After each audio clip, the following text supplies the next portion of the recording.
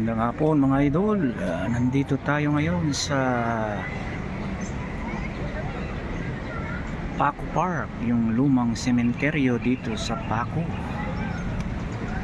Ayan, kung makikita natin mga idol, maraming namamasyal dito sa Paco Park.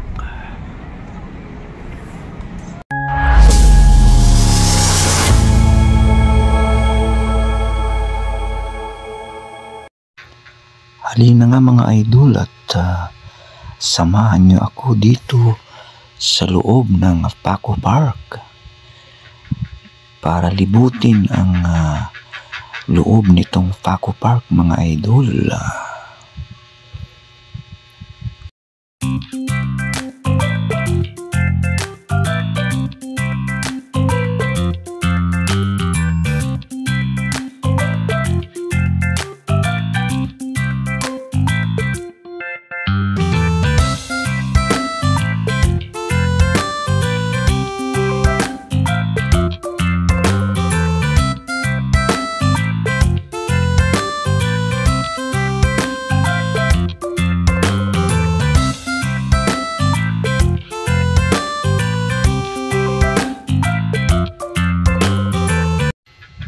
Kung makikita natin mga idol, yung istruktura nitong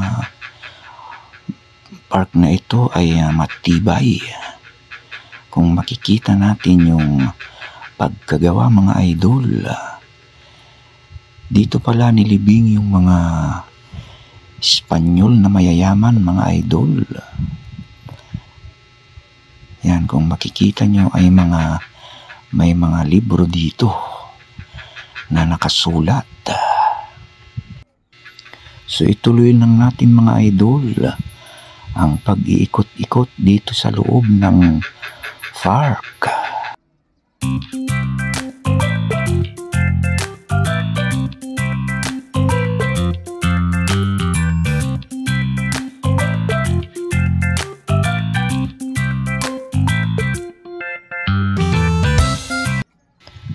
Kung makikita nyo mga idol, itong pinakasikat na chapel dito sa loob ng Paco Park. Yan, marami daw ikinasal dito mga idol.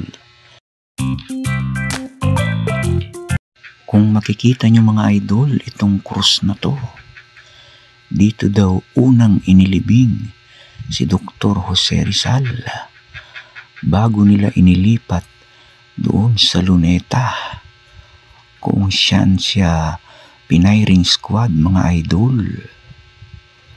Ayan, kung makikita nyo, ngayon ko lang nalaman, dito pala inilibing na una mga idol si Dr. Jose Rizal.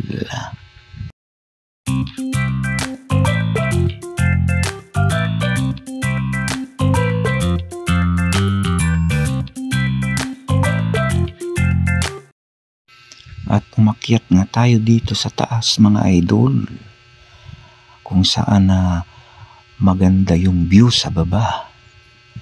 Ang ganda ng pagkagawa mga idol, itong istruktura. Alam niyo ba mga idol na ginawang tambakan ng bala dito noong World War dahil sa tibay ng pagkagawa nito mga idol. Yan.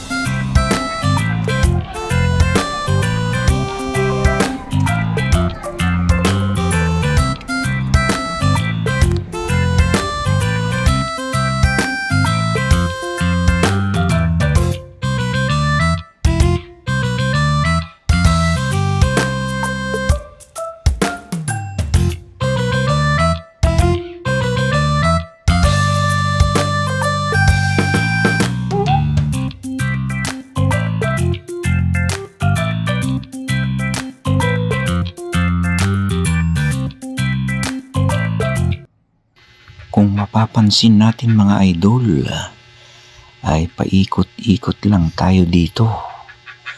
Kasi yung pagkagawa nito mga idol ay pabilog. Yan, kung mapapansin natin ay mayroong cross dito mga idol. Dito daw inilibing yung gumbursa, yung tatlong pare na matalik na kaibigan ni Rizal o idol daw niya mga idol.